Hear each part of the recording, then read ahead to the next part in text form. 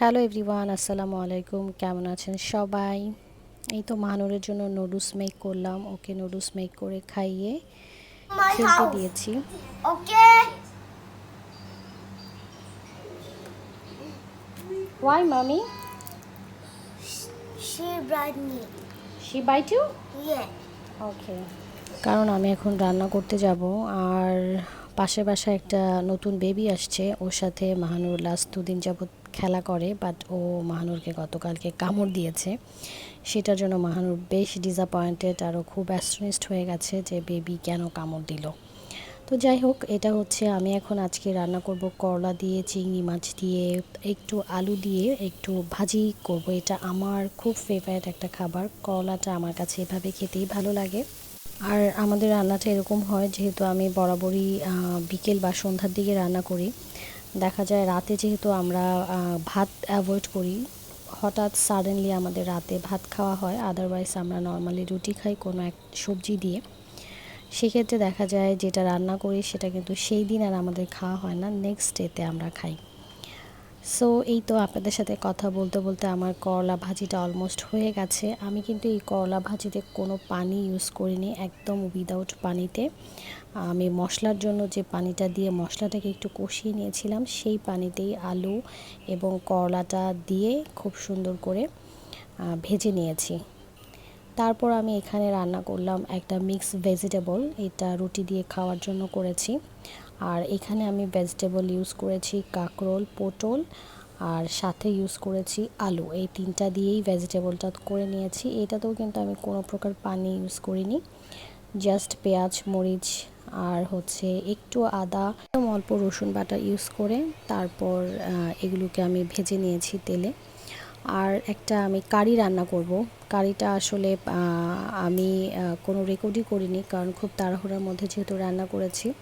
একটা মাছ দিয়ে ঝোল খেতে ইচ্ছে করছিল, বাট আসলে আমার বাসায় রুই মাছ নেই। তো ভাবলাম একটা সামুদ্রিক মাছ দিয়ে করে ফেলি। জানি না এটা খেতে কেমন হবে, তারপরেও ট্রাই করলাম আর কি। একটু কাঁকরোল দিয়েছি, পটল দিয়েছি, আলু, টমেটো দিয়ে জাস্ট একটা মাছকে একটু 3 পিস করে তারপরে আমি সেটাকে একটু ঝোল ঝোল করে রান্না করেছি, আর পাতলা ঝোলই করেছি। সো এই রান্নাটাও আমার মোটামুটি কমপ্লিট। একটু ধনেপাতা দিয়ে রান্নাটাকে ফিনিশিং দিয়ে দিলাম।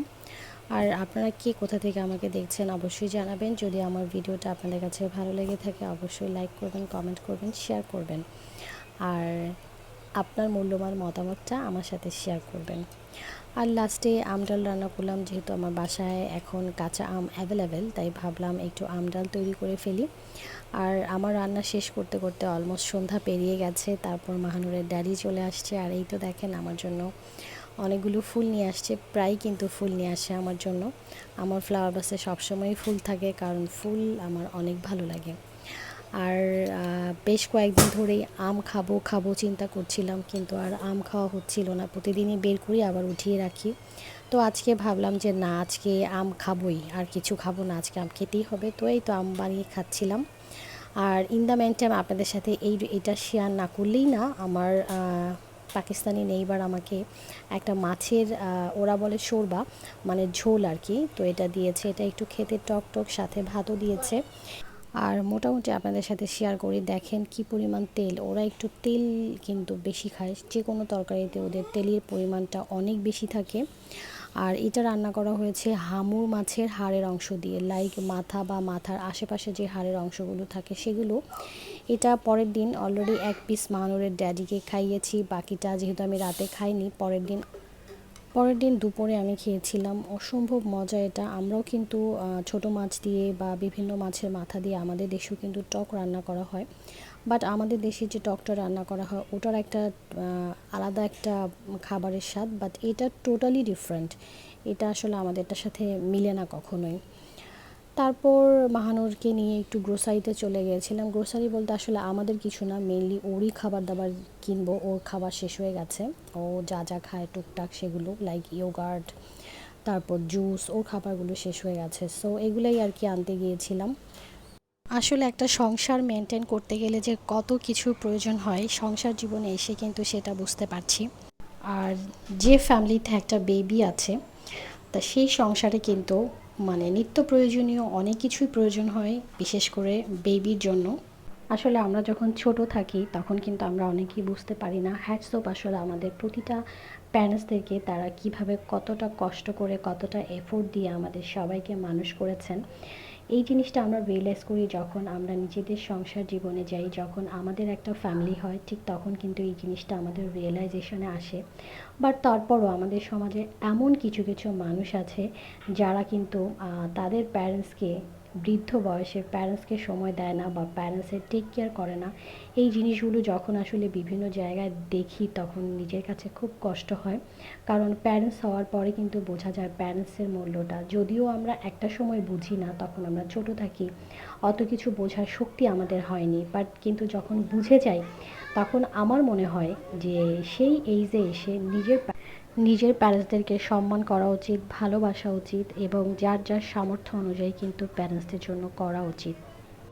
আপনাদের সাথে গল্প করতে করতে অলমোস্ট মাহানুরের জন্য টুকটাক কেনাকাটা শেষ, যেগুলো কিনতে এসেছিলাম।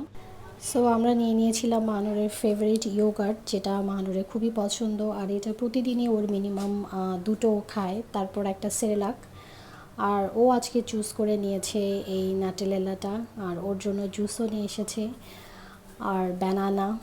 তারপর অরেঞ্জ নিয়েছি, এটা মাহানুর জুস করে খায়, খুব পছন্দ করে খেতে। ওর জন্য একটা চকোচ এনেছি, আর এটা হচ্ছে একটা মিল্ক ডেট দিয়ে তৈরি, খেজুরের আর কি। সো এই সব কিছু করে দেখেন, লেখাপড়া মনে হয় জীবন থেকে শেষই হচ্ছিল না। মাহানুরকে নিয়ে বসছি, ওকে একটু একটু লেখানোর প্র্যাকটিস করছি। এভাবেই চলছে দিনগুলো। মাহানুরকে এই দিক দিয়ে পড়াচ্ছি, সাথে কিন্তু আমিও টুকটাক কিছুটা স্টাডি করছি। আর যেহেতু পড়াশোনার মধ্যেই আমাকে থাকতে হয় সব সময়, সো মেয়েকেও পড়াচ্ছি, আমিও পড়ছি। সো এটাই ছিল একটা ছোট্ট ভিডিও আপনাদের জন্য। সবাই ভালো থাকবেন, বাই বাই।